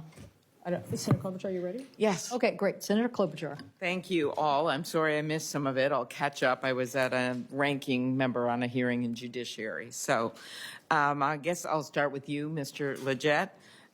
As you know, I lead the Journalism Competition and Preservation Act to ensure that broadcasters and news publishers can negotiate for fair compensation with the big tech platforms, including some generative AI platforms. So it's becoming, to me, more and more important we go forward with this. And we know there's been profiting off of news content across the board. The National Association of Broadcasters has said that this legislation would level the playing field by enabling fair negotiations and increased investment in local newsrooms. Why is it so critical for local news to empower news creators to negotiate their fair share of advertising revenue with big tech platforms? As you know, I lead that bill in the past with Senator Kennedy. Thank you, Senator, for the question. Over the course of the last 2 decades, and I think this is an item that everyone on this panel can agree with, the big tech platforms have siphoned billions of dollars out of local communities. More than 70% of the ad marketplace has gone from traditional media over to big tech, and that's undermining our ability to fulfill that local obligation that's been the topic of today's hearing. The JCPA is an extremely meaningful way to allow for leveling that playing field, allow us to negotiate fair compensation when our content is accessed through those platforms and increasingly through the generative AI platforms. But that lack of scale is also a symptom of what we are talking about here today, which is that broadcasters lack that scale to compete with these global behemoths in every context. And an important first step is for the FCC to update these broadcast ownership rules, which would allow us to better compete with the tech platforms as well. Okay, thank you. Sort of along these lines, as you know, Senator Cruz and I passed our bill, the Take It Down Act, regarding non-consensual porn, both AI created and actual. We've seen so many suicides of kids over this, and we passed it, and the president signed it into law this last year. The next step to me is the deep fakes bill that Senators Coons, Blackburn, Tillis, and I have put forward that would establish rules of the road to give artists, musicians, anyone control over their own voice. In a previous hearing, you told a story about how people had created deep fakes of local news broadcasters. Could you talk, while I know this is a little off the focus, but not actually, because all of this stuff is making it harder for the real news to get out there, the effect of this and the need for some rules on AI? Thank you, Senator. I'm happy to talk about it because it's existential. A local broadcaster is only as good as the trust that we have in our local communities, and these deep fakes, especially of local news anchors on our radio stations, local voices, risk undermining that trust. So we are significant supporters of your no fakes legislation. Look forward to working very, very closely together and advocating to get that over the finish line, because it is absolutely essential to ensure maintaining that trust on local stations as opposed to what's going on online. Thank you. Mr. Waldman, we've seen AI developers enter into licensing agreements with some of the largest publishers, New York Times, Associated Press, Wall Street Journal. I'm concerned, however, that smaller papers, which we still have a number of them in Minnesota, yes, that lack resources to protect their intellectual property, are not benefiting from similar deals. What role should companies that profit from AI models that use news content play in ensuring journalists and newspapers are fairly compensated? I share that concern. There have been deals with big corporate media, but medium and small size players have been left out. And the AI companies have said they're too small. Didn't USA Today do some study that, going off script here, always trouble, but just showing that it's some of the smaller markets that were getting things stolen more, because there's no way for them to access that. So instead of making agreements with them, they're taking the content. It's easy. The papers or the TV stations don't have the resources to fight it. They don't know how to track it.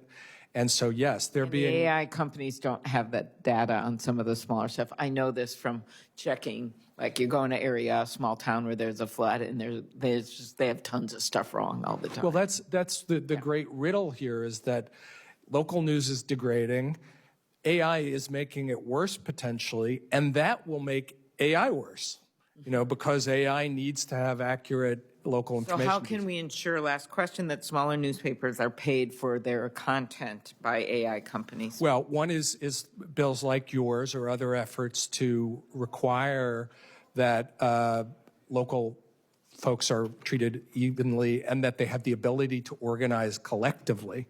I would also say that you'd want to look at things like mitigation fees placed on big tech companies that could be used to finance legislation to support local media. Did you put your thumb up, Mr. Ruddy? Or your hand up? No, I'm sorry. I was just, somebody waved to me. One of the photographers. I figured I'd wave back. Okay, that's a very good move. All right, very good. Well, I mostly just think we need to think of this. There have been a bunch of Republicans and Democrats willing to talk about this. There's been a bunch of more conservative news organizations that we've been able to work on this. And just to sit there, to me, the potential of, outside of this merger issue, that the AI potential here too, if we do legislation, that we make sure we're even the playing field. I believe Senator Fisher is up for questions. Thank you, Senator Klobuchar, and thank you to our witnesses who are here today. The hearing's trying to explore what's needed from Congress and its oversight of the FCC to update the video marketplace. What I see are clear competitive imbalances, especially between the broadcasters and big tech streaming services. Congress and the Commission must also be mindful of the big picture ripple effects of modernizing the outdated regulations. Mr. LeGeyt, broadcast ownership caps were originally adopted to promote viewpoint diversity and localism. And I know that the chairman touched on this topic as well, but I'd like to add a little Nebraska color in here. Whoa. Yeah. I get extra time now. Oh, no, it's like 67 in Nebraska today, so. But, We should have done a field hearing. Yeah, we should have. We should have. But we had a large broadcast group, and they closed off the Scottsbluff news station, KNEP, and that happened in early 2024. And it was one of the very few broadcast stations, TV stations, that we have in the panhandle of Nebraska.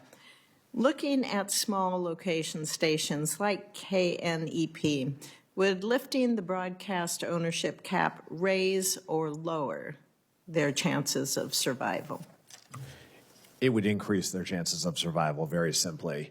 And there are markets all across the country. We have local broadcasters in 210 different media markets. Not all of them are Washington, D.C., or even Omaha. You are talking about very, very small markets where the economics as a standalone just don't necessarily exist to support a local newsroom. And what we have seen is that in those instances where broadcast owners have been able to gain some scale, you are seeing more journalism happening in those communities, more production of local news, and it benefits your constituents. Thank you. Today, the policies of broadcast ownership caps and retransmission consent, I think they're very entangled in practice that we see. We know that ownership caps limit how large a broadcast group can get. We also know that retransmission consent gives value to scale. Mr. Ruddy, should Congress view those two policies as operating in tension? And if so, what guardrails, if any, would be necessary, do you think, to prevent any unintended consequences if the ownership limits were lifted? Well, Senator, it's pretty clear. We've talked about Nexstar having already, they bypassed the cap. They're at 70% reach, and they're making a fortune, right? And they're getting it. They get them among the highest retrans fees of anyone in the industry, I'm told. And they're doing about $2 billion in profit. And again, it's all these big groups, and they're not alone, right? We have Tegna is made $893 million in EBITDA profit. Sinclair $800 million in 24. Scripps almost $600 million. There's this discussion here by the broadcast industry. They keep saying this untenable situation. They have given no data that they are being hurt in these markets and that the licenses are not worth anything. And the other thing that we keep hearing on the big tech issue, which I'm very concerned about big tech consolidation, but I don't understand why Brendan Carr at the FCC says, well, we should help the TV industry to fight the big tech, create more consolidation. As free market people, we shouldn't be, as I believe, trying to bolster one industry against the other. We should be holding big tech accountable and more competition. Mr. LeGeyt, you look like you want to answer. What we're asking for at the FCC is not to help one industry versus another. This is to allow us to compete. These are artificial restrictions on a broadcaster's ability to gain national scale and to gain some local scale that don't exist on any of our other competitors in the media landscape. This is about creating broadcasters viable so that we can invest in that local news and so that we can invest in that must-have sports programming. And Mr. Johnson, if these limits were relaxed, how do you think that's going to affect consumer prices, local station autonomy, and do you have any evidence that would guide how you're assessing this?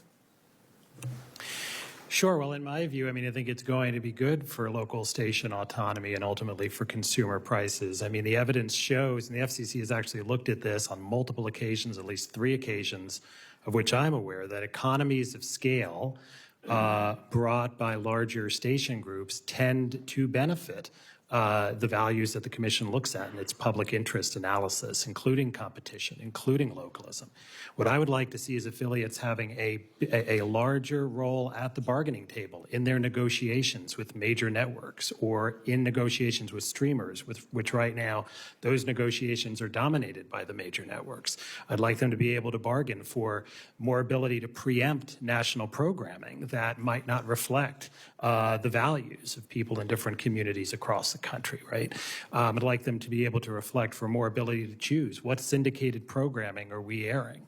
So I think that you open up those possibilities more when you remove some of these artificial, restrictive limits. I mean, one of the questions raised by this back and forth is when you have this old ossified 39% ownership cap, do you regulate up or regulate down? I don't think the answer is you impose a 39% cap on the streamers that's pegged to decades old market realities based on a snapshot in time back in the 1990s or early 2000s. It's let's put everyone on the same playing field, continue to have competition review at the DOJ. You're going to still have public interest review at the FCC. That's going to give these broadcasters and these local stations a chance to survive and to thrive. And Mr. LeGeyt, if I could just get hopefully a short answer from you back to the retransmission consent fees that are there. Do you believe that the increased broadcast consolidation would have no material effect on the consent fees, or do you think that such effects would probably exist but should be tolerated? Where are you in that?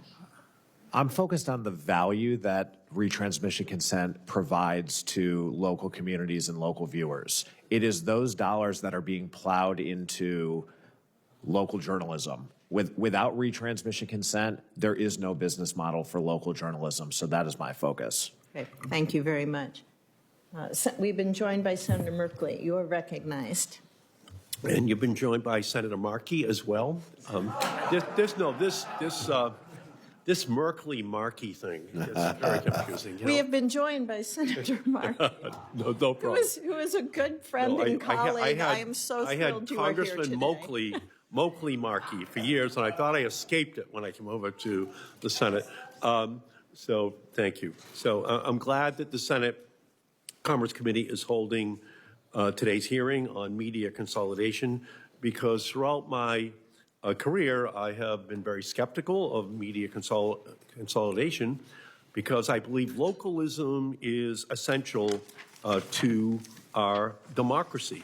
And when ownership is local, journalism is local. When decision-making moves further away, communities lose coverage, accountability, and trust. And that was true decades ago when I was opposing consolidation, and it's still true today. And right now we're facing a real crisis in local journalism. Newsrooms are shrinking, reporters are losing their jobs, entire communities are becoming news deserts. And at the same time, we're hearing calls to solve this crisis by eliminating the Federal Communications Commission's national ownership rule and allowing even more consolidation at the national level. That would be a mistake. We need a much broader conversation about this because just as eliminating the national ownership cap won't solve the local journalism crisis, neither will protecting the status quo, especially as new technologies such as artificial intelligence continue to undermine the news industry's business model. So today I want to focus on one core question. How do we actually fix the local news crisis? Not grow national media empires, but revive local journalism. So, Mr. Waldman, you and your organization have been working on this issue for years. Do you agree that local journalism is strongest when news outlets are deeply rooted in the communities they serve, with reporters physically present and accountable to local audiences? Absolutely. Local news in local hands works best. It builds trust. It's more accurate. It's more fair. When policymakers are consolidating are considering different approaches to the local news crisis, including enabling greater media consolidation, do you agree that those policies should focus on getting more journalists on the ground covering local communities? Exactly. That should be at the center of the debate, is whether or not there are enough journalists in those communities. And I completely agree with that. And I think we need to start considering ideas for how the government can invest in local journalism. The states are ahead of the federal government here, and I know that you have examples from Illinois and Kansas that demonstrate that. Unfortunately, the roll call is on right now, and I'm going to have to run over. But for those of us who care about local papers and broadcast stations, the responsibility is clear. We have to pursue solutions that actually rebuild local reporting capacity. And that means that as people are talking about media consolidation, we also have to ensure that it's not going to accelerate the disappearance of local journalism jobs. And it means identifying and advancing new ideas to solve the local journalism crisis. And that's why I've been working on legislation to invest in local journalism with a strong role for the states as the laboratories of democracy to distribute these funds to local news organizations to hire local journalists. Because if we are serious about saving local news, then the money needs to go to journalists who do the shoe leather reporting and aren't scared to ask tough questions rather than simply increasing the size or reach of large media companies. So I look forward, Mr. Chairman, to working with you on these issues. I think this is a very important discussion for us to have. And with that, I yield back because I really have to run over and make the roll call on the floor. Thank you. Thank you. Senator Moreno. Thank you, Mr. Chairman, for acknowledging you saved the best for last. I appreciate that. Right? Is that was what you said? You may extend your remarks at your leisure. Perfect. All of you are in the media, entertainment, and broadcast business, whether directly or indirectly. So as we approach the end of this hearing, give me the 20 to 30-second reason why the cap should or should not be increased, starting with you, Mr. Waldman. Well, I think our group actually hasn't taken a position on whether or not they have the authority to do it. You feel free to. But I would say this, that if you look at liberalizing the cap, don't just assume that scale will lead to more local news. If you believe that's a possibility, then require it.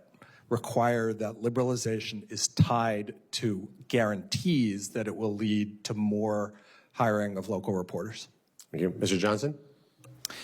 Senator, I dealt with a very similar issue when I was general counsel of the FCC. Under Chairman Pai, we repealed these prescriptive net neutrality rules that were industry-wide, applied to everyone, every internet service provider of every shape and size. The problem with prescriptive rules like these media ownership rules is that they quickly become outpaced by technological change. This 39% number is pegged at what networks look like, broadcast groups look like 20, 25 years ago, before this whole explosion of online streaming content. In order to have a prescriptive rule like that, you need to have pervasive evidence of market failure. We don't have that here. You need a scalpel instead of a sledgehammer. If there's competition concerns, let's handle that through the Department of Justice, through the FCC's existing public interest review, not through these outdated prescriptive rules. All right, thank you. Mr. LeGeyt? Modernizing these ownership rules, including elimination of the national cap, is existential for the future of local broadcasting. Now, our industry is competing for advertising dollars with Google and Facebook, global behemoths. We are competing for audience and for programming with Netflix and Amazon. And simply put, we are doing it with one hand tied behind our back because we can't even gain scale nationally to allow us to compete in those markets. Mr. Ruddy? Well, Senator, I think there's several reasons. One is Congress set the mandate. Michael O'Reilly, the former commissioner, just said overwhelming number of commissioners said it's law. Ajit Pai had said it's law. Brendan Carr had signed a concurring opinion saying it was law. They don't cite any legal experts that I'm hearing from that are saying that you could just change it by a bureaucratic act of the FCC. We've been sold a bill of goods. The FCC was mandated to do these public TV licenses to serve the local communities. In my mind, there has to be a tremendous emergency for this to all be waived so the big 3 or 4 big companies can own all of these licenses. And so far, the broadcast industry has not told the Senate any data that provides that they're in crisis. In fact, Nexstar made $2 billion. If you look at all the other companies, the top 7 TV station groups all made pretty much in excess of $500 million in EBITDA in 2024. There is no crisis. They're inventing this because they know they can make billions of dollars by waiving the rule. And it doesn't serve the public interest, competition, or the diversity of voices that the public would like, especially with local news. All right, well, thank you. I'll turn it back over to Mr. Chairman. Thank you.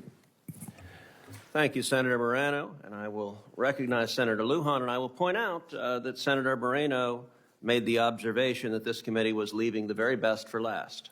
Senator Lujan. Mr. Chairman, I don't know what you're up to today, Mr. Chairman, but Bernie, I appreciate that, sir. I knew you were coming in. So. Thank you, Mr. Chairman. Mr. Ruddy, when Chair Carr appeared before this committee, I asked if the Federal Communication Commission was an independent agency, and he responded, quote, "It is not formally independent." Now, frankly, his answer isn't surprising given his willingness to do the president's bidding, I would say.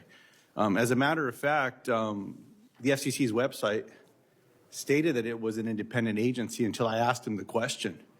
And while I thought Chairman Carr was the decision maker at the FCC, clearly he's not, because someone that was over there, they changed the website. That aside, a few days ago, the president posted on Truth Social regarding the Nexstar Tegna proposed merger, quote, "Get that deal done." And Chairman Carr responded on X, quote, "President Trump is exactly right. The national networks like Comcast and Disney have amassed too much power. For years, they've been pushing this Hollywood and New York programming all over the country with no real checks. Let's get it done and bring real competition to them." Now, my question is, are you concerned about Chair Carr's willingness to rubber stamp this merger? And let me just go on to say that I certainly agree that I think in your file testimony that Congress is the one that's established the 39% threshold here. But my question is, are you concerned about Chair Carr's willingness to rubber stamp this merger? Well, you make a lot of good points. I do believe it's an independent agency, and even as an independent agency, they should be listening to the president, members of Congress, and others, and they certainly should take that into account in their decision-making. He is not alone at the commission. As you know, there's another member, and hopefully there'll be another Democratic member soon and another Republican member. I think Chairman Carr has not given the president good advice. I mean, on the face of it, he says that he wants to increase competition by allowing massive consolidation, so we move from 7 TV companies to 2 or 3. How does that increase competition? The purpose of competition and deregulation is to lower prices. But what we're seeing is when you, in a closed market, there's only 4 major licenses in every market, that they increase prices because they have so much market dominance and power. It makes common sense. I believe that the chairman has been inconsistent. For example, I think he was right to criticize Jimmy Kimmel. I don't believe in the censorship on Jimmy Kimmel, but I think that, he'll say that I'm involved in this. He's calling for him to be fired because he says it's in the public interest. These are public licenses. But at the same time, he's saying the public interest doesn't matter. We should just allow 3 or 4 companies to own all the licenses. I think there should be a consistency. I think he should encourage all of these major networks that when it comes to politicized comedians, they should show balance. And I think it's unfair that we've had several that have just bashed President Trump for the past 15 years without response. But I think the answer, again, is not censorship. And it's a balanced interest for the public interest. That's what these licenses are all about. And I think the merger of Nexstar has already proven it's bad for consumers. The prices have gone up, passed on the cable fees. It's led to the decimation of newsrooms in markets where they own more than 1, 2 stations. You know, before they did the merger with Tribune back a few years ago, they had 16,000 employees. Within 1 year, they went down to 12,000 employees. If you're a journalist working for Nexstar, you should be starting to post your resume if this merger goes through. It's going to be thousands of jobs. But ultimately, again, it's the local communities that get hurt because of the lack of news diversity.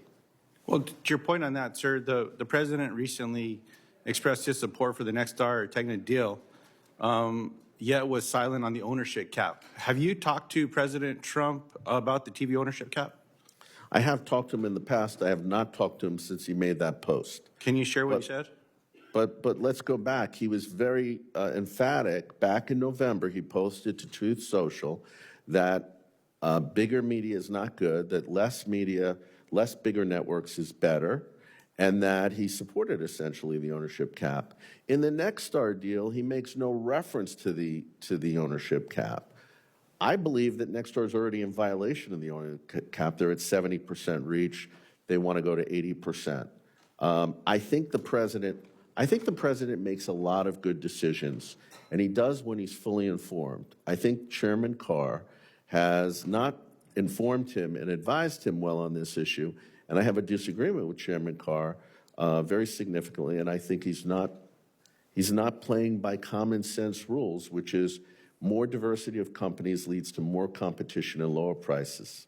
I appreciate that, sir. Mr. Chairman, I have other questions. I'll submit them into the record because of time. The one thing that I'll share based on your response, Mr. Ruddy, that I didn't get a chance to share with Chairman Carr, if you watched that hearing, you saw how Chairman Carr was very critical of President Biden. He said President Biden made one bad decision after another. Well, if I had Chairman Carr in front of me again, I would remind him that one of the worst decisions he made was nominating Brendan Carr to the FCC. Thank you for the time. Thank you. Since there is apparently virtue in being last, I will take the chairman's prerogative to do so. I want to go back to a question that I opened with, and I want to ask a specific yes/no. We talked about whether the FCC should make this decision at a commission-level vote or at a bureau-level vote, and several of the answers said any decision to change the ownership cap should be at the commission-level vote. I want to ask each of you yes or no. Should the FCC have a commission-level vote on the Nexstar Tegna merger? Mr. Ruddy. It should be a commission-level vote with the full public process. Mr. LeGeyt. I don't have a position on that. Mr. Johnson. So in transparency, Mr. Chairman, my firm represents Nexstar in this deal. I just want to say that for the record. I'm not speaking for the client. For my personal view, my answer is the same. That's a matter of commission discretion under the Communications Act. Mr. Waldman. Yes. 2 yeses, 2 dodges. Okay. Let's get to the substance of the law. There's a disagreement about whether the FCC can change the 39% cap. Let's review what Section 629 of the 2004 Consolidated Appropriations Act did to the Telecommunications Act broadcast ownership rules. It changed the national television cap in the statute from 35% to 39%. It gave businesses 2 years to come into compliance with the 39% limit. It barred the FCC from using its forbearance authority to waive the cap, and it expressly excluded the 39% cap from being part of the FCC's established regulatory review process. This is a question for both Mr. Ruddy and Mr. LeGeyt. Yes or no, on the day after the enactment of this 2004 law, did the FCC have the statutory authority to adopt rules that set the national television audience cap to, say, 42% or 50%, or was the FCC instead bound to follow the 39% cap fixed by statute? Mr. Ruddy. The reason Congress set it at 39 was that the FCC, after the 96 Act, tried to raise it 45% by fiat. And they said, wait a minute, you can't do this. And there was basically bipartisan support for the 39%. So I don't believe they have the authority, and several legal scholars have said they don't. And so I'm not a legal expert, but it appears pretty black and white that they set it and it should remain law. Mr. LeGeyt, the day after the 2024 law was passed, could the FCC have set the cap at some number substantially higher than 39%? Legally, possibly, but as a matter of practicality, given that it was an appropriations directive from Congress, no.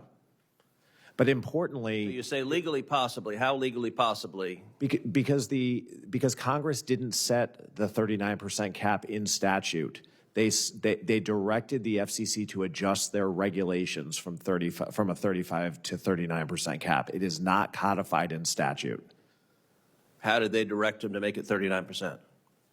Through that Appropriations Act that you just referred to in 2004. An Appropriations Act is not statute? What the language of the act did was that it directed a modification of the regulation. But did it say any modification, or did it say modify it to 39%? Modify to 39%, but importantly, it did not remove the FCC's authority, which had previously been upheld by the DC Circuit, to modify that number on an ongoing basis. Well, it did explicitly exclude the 39% cap from being part of the established regulatory review process. It did. It modified the requirement that the FCC review the cap, but it did not remove the affirmative authority on an ongoing basis to review it. All right. Distinction with an important difference. Next question. The NAB's position is now the FCC could use other authorities to get around that cap, which presumably are the same authorities the FCC had and could have used in 2004, 2005 to change the cap. Put another way, the NAB's position on the 39% ownership cap is that that which is not prohibited is permitted. This is a question for both Mr. Ruddy and Mr. LeGeyt. If we assume that Congress did not clearly bar the FCC from using its general authority to change the statutory cap, is there any legal limit to what the FCC can do with the cap? Mr. LeGeyt? No, there's not. Mr. Ruddy?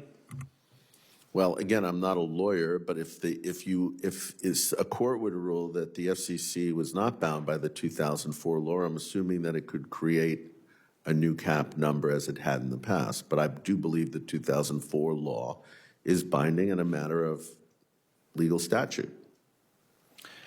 Mr. LeGeyt, could the FCC, the day after the law was adopted, decide that the ownership cap could be 100% of U.S. households?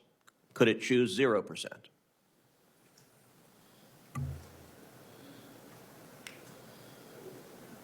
The FCC, as an administrative agency, obviously needs to go through a period of notice and comment and appropriate administrative procedures, but nothing in the act would prohibit the FCC from doing so.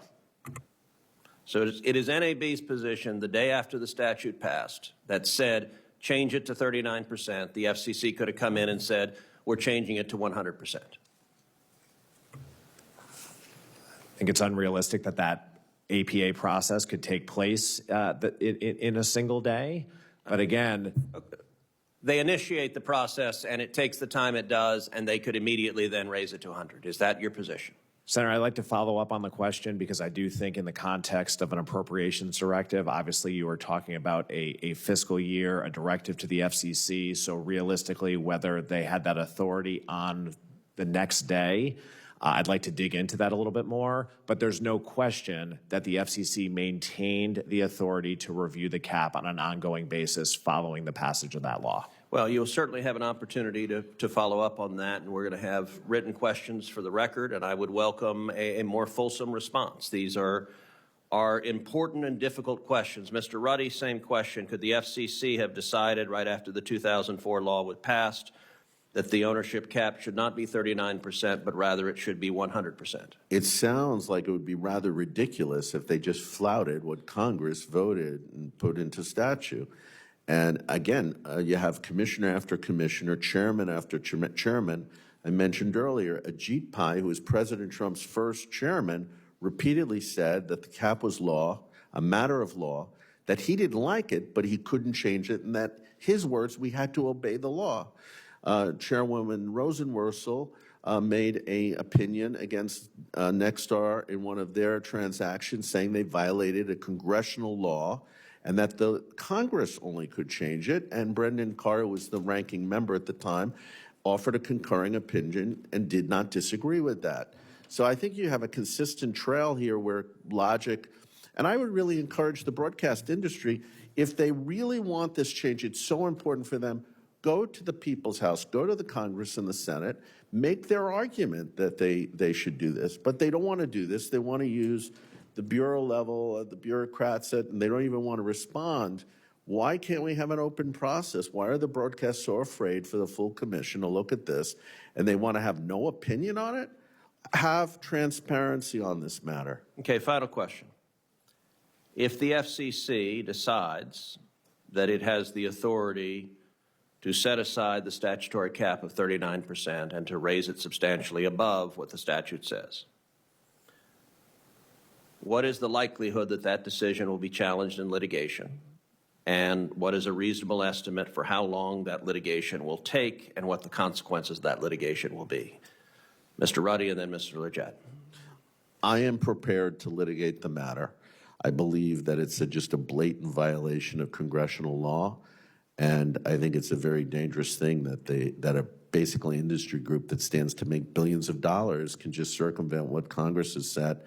That the public overwhelmingly supports my position and the current law, that they would like less consolidation and they want more diversity in media.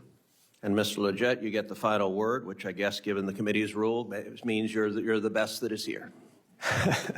Thank you, Mr. Chairman. I think if history is a guide here, every modification that the FCC has made to its ownership restrictions has been challenged in court on one side or the other. So I would certainly expect that here as well. But we would certainly ask that judicial review be expedited, because this is an existential crisis for local broadcasters. Right? Our competitive landscape is one in which broadcasters are competing with one hand tied behind our back because of the scale of these global tech companies, Netflix, Amazon, Google, Facebook. They are siphoning away our advertising revenue. They are pulling away our viewers. And the only way we can invest in local communities like yours and continue to do the invaluable work being done across the many markets in your state is with more scale. I mean, I made the point separately, but I want to leave the committee with this, that if judged on an independent standalone basis, more than half of the broadcast newsrooms in this country are not profitable. They would not exist as standalone businesses. The only way that we can continue to serve communities in the 210 markets in this country is to have some scale to do so, and elimination of these rules, which are not, 9 decades old, last reviewed more than 20 years ago. This media landscape's been completely reshaped, and we need to compete. Okay, I want to thank all the witnesses for their testimony today. This hearing, I think, was quite helpful to the committee. Senators will have until the close of business on February 17th to submit questions for the record. The witnesses will have until the close of business on March 3rd to respond to those questions. This concludes today's hearing. The committee stands adjourned. Hey.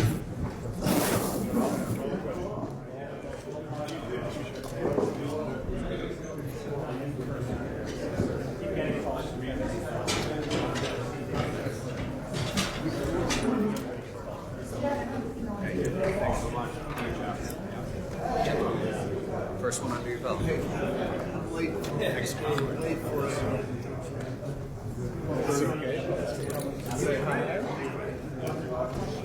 Well, you know, he's really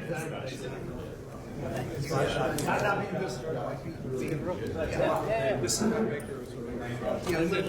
And was our lobbyist for our great new funeral. Was trying to back up. Bigger forces than you.